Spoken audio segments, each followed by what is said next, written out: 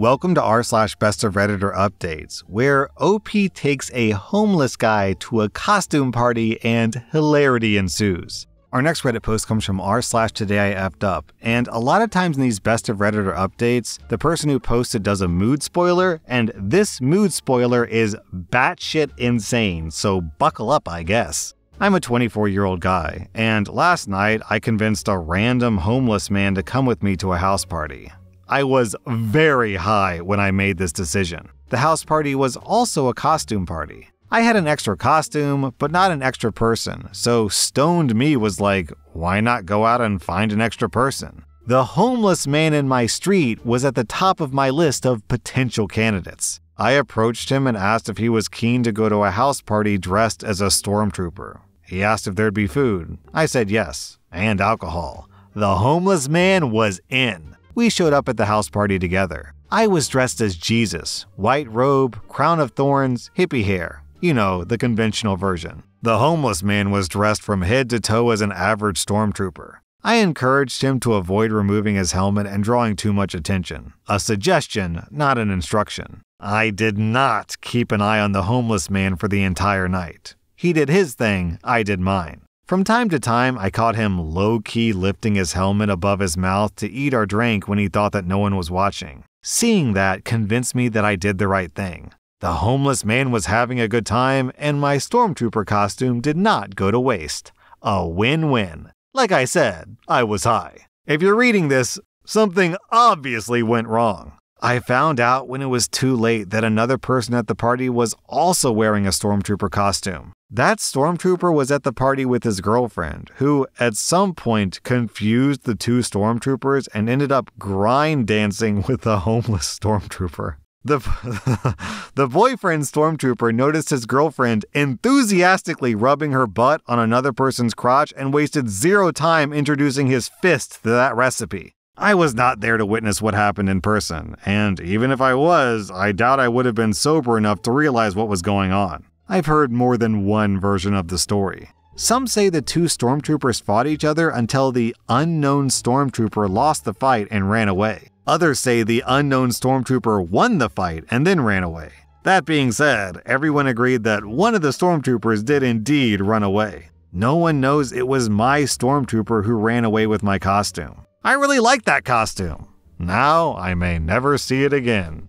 Then 2 years later, OP posted an update. I never thought that I would see the homeless man or my stormtrooper costume again, but I did yesterday, years later. I was walking in the park, as one does with a girl. We were on our second date. Things were going well until an effing clone of Tom Hanks in Castaway appeared out of nowhere and surprised us. I didn't know who the guy was or what he wanted until he pointed at himself and repeatedly said, "Star Wars!" enough times for me to finally be like, no effing way, it's the homeless stormtrooper. As soon as the homeless stormtrooper noticed my confusion turn into realization, he unexpectedly closed the gap between us and gave me a bro hug like we were buddies. It was awkward, but I allowed it because I kind of felt guilty for how things turned out the last time he saw me. I introduced my date to the homeless stormtrooper and explained to her how we knew each other. The homeless stormtrooper encouraged us to follow him to his tent so we could see that he still had the stormtrooper costume.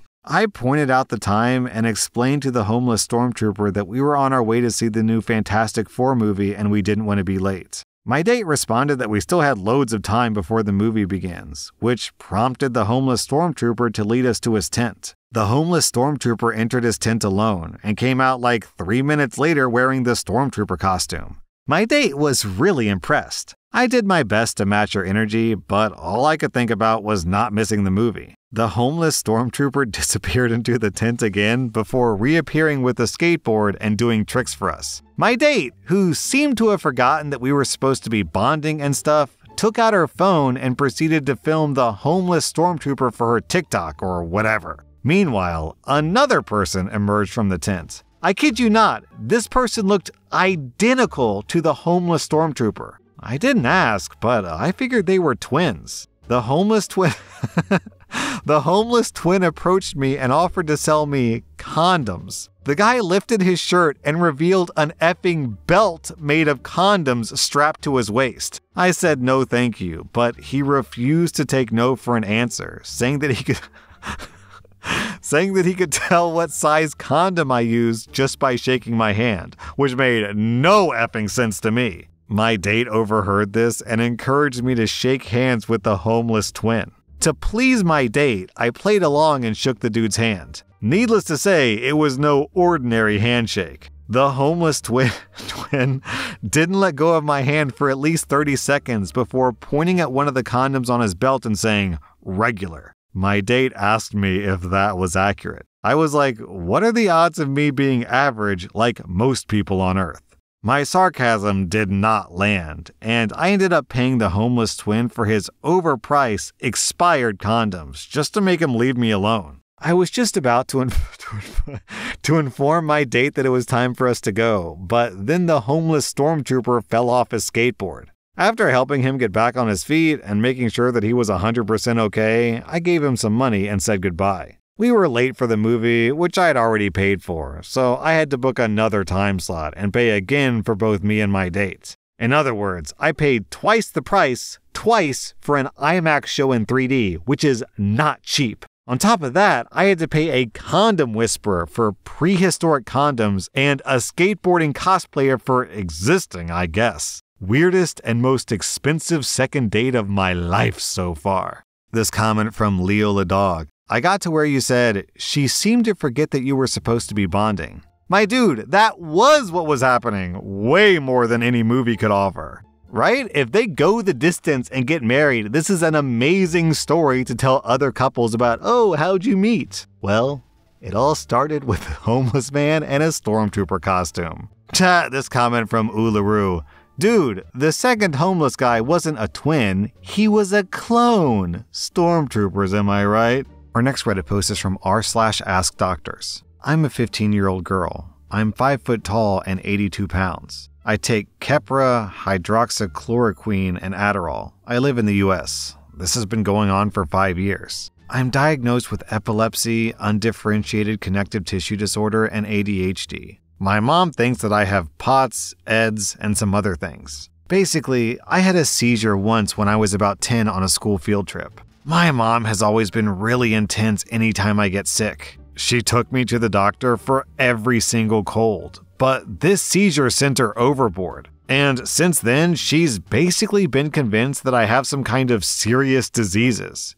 At first, I believed her. She was good at convincing me that I was feeling things or that stuff happened that I didn't remember because I was having a seizure. But the only seizure I know I had for sure was the one in 5th grade, and when I was at the hospital after, they didn't find an obvious cause. Since then, my mom takes me to all these appointments, claiming I have symptoms I don't, or making them sound way worse than they are. For example, she'll claim that I'm having fevers and that the only reason I don't have one in the clinic is because I took Tylenol. It'll be true that I took Tylenol, but not because I had a fever. She just gives me the Tylenol. She'll also have me take cold medicine before cardiology appointments. Like she says, "Here, you're sniffly, take this." But now I'm reading that cold medicine makes your heart rate go up, and half the time I don't even feel sniffly. It's like she'll plant things too. She'll start saying, "You seem lightheaded, your joints look swollen, you look out of focus," like she's trying to convince me. And it used to work, but now I'm sitting here like I feel fine, and I'm sick of all these appointments.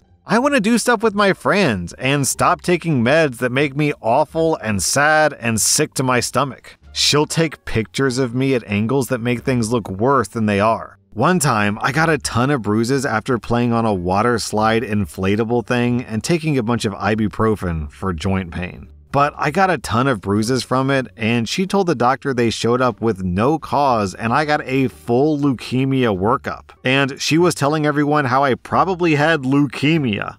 I didn't. I knew what the bruises were from, but she convinced me that playing on inflatables would never cause that kind of bruising unless I was really sick, so I didn't say anything. The problem is now, it's been years, and I'm afraid if I say something, we're gonna get in trouble. And then, no doctor will ever believe me if I do get sick someday. I don't know why I didn't say something sooner.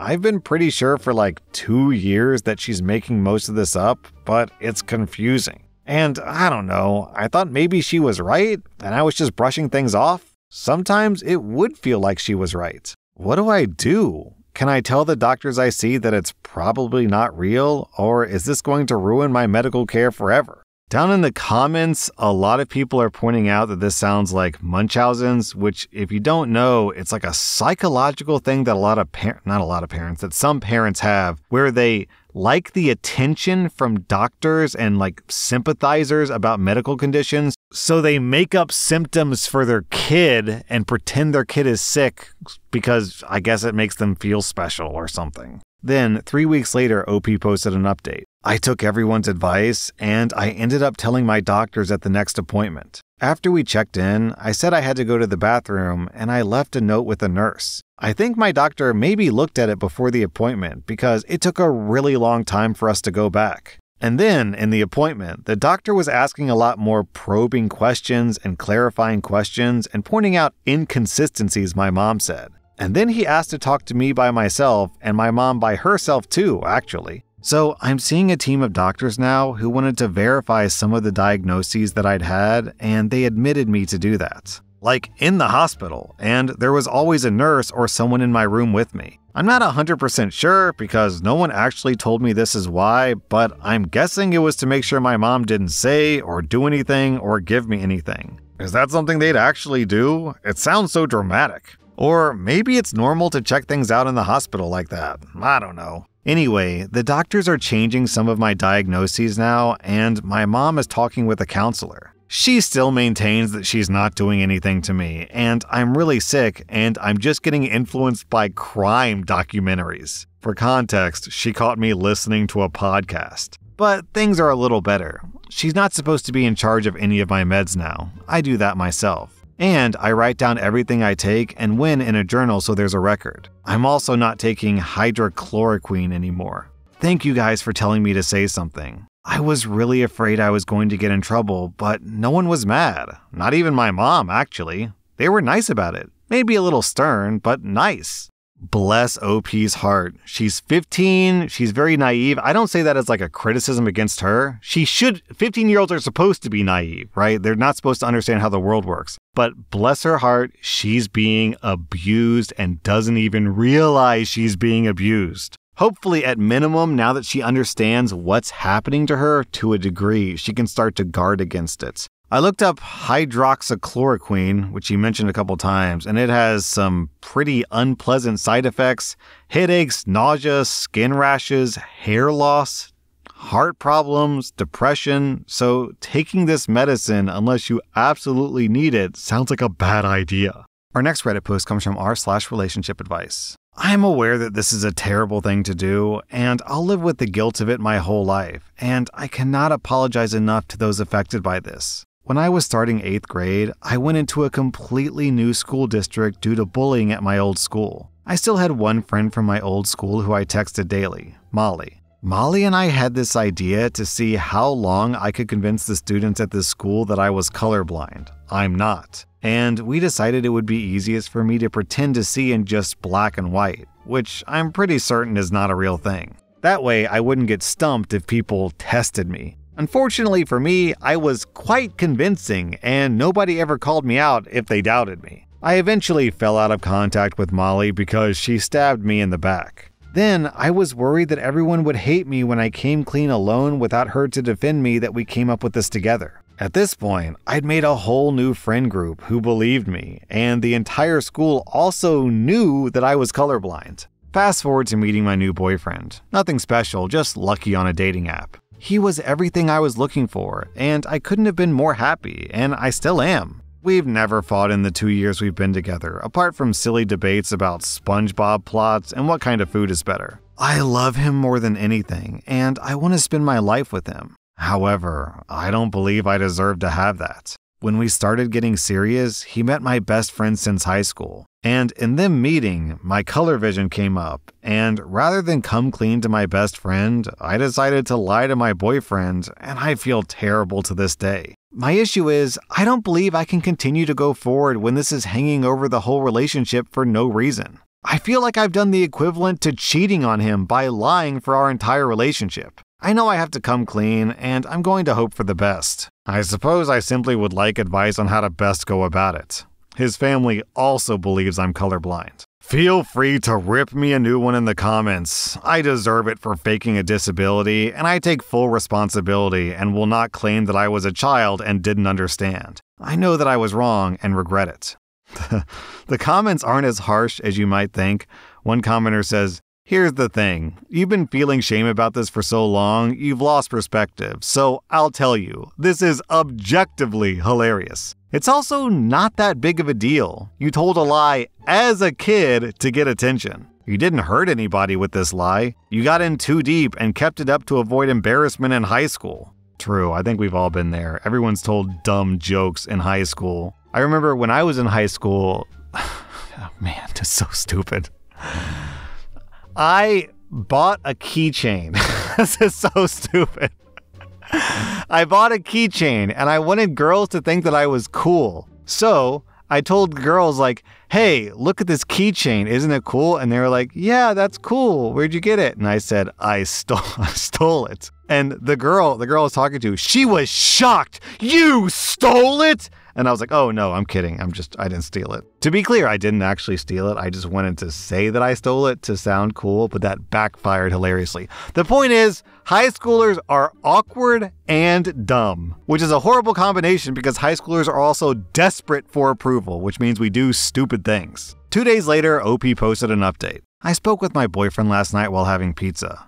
I simply said what I typed above, as many people suggested, and after a lot of blank stares, silence, and a simple, 'What?' he started laughing. I was laughing nervously, and I was still unsure if he was going to get up and leave my house, but wanted to laugh at me first. Dramatic, I know, but that's me. He calmed me down, because he's a saint, and told me I'm stupid. That was weird, and he's still slightly shocked, but ultimately, he didn't care. We continued eating our pizza, watched the next Marvel movie in our lineup, and had a completely relaxing night. On that note, I told my best friend as well, and she also thought that it was hilarious and shocking that I managed to keep it up this long. She also said she wasn't upset with me, and it changed nothing between us apart from the relentless teasing I'm sure is coming my way. I haven't told my boyfriend's family yet, I'm sorry, this story's really dumb, as I want him and I to decide together how to go about it because he obviously knows them better than me, although I've already come to love them as my own family.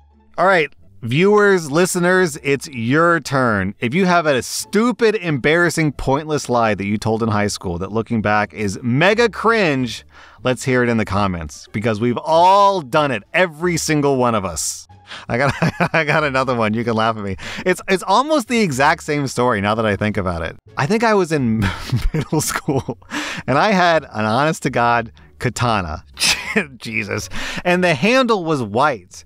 And when I was showing it off to some middle school girl who came to visit my home for some reason, I told her that the handle of it was made of real ivory. Without stopping to think that, oh, wait a second, that comes from elephants. It's not real ivory, by the way. It would have been probably thousands of dollars. It was some cheap mall katana. And as soon as I said that, her eyes got all wide and horrified, and she said, "It's real ivory from an elephant?" And immediately I put my foot in my mouth. "Oh, no, not real ivory. It's just pretend ivory." And I embarrassed myself once again. Look, what can I say? Middle schoolers are dumb. We do stupid stuff like this all the time. So OP, please don't be too harsh on yourself. We've all done it. The only difference between me and you is that my lies got caught immediately, but your lies went on for like a decade. That was r/Bestof Redditor updates. And if you like this content, check out my podcast where I publish the exact same episodes. Also, hit that subscribe button because I put out new Reddit videos every single day.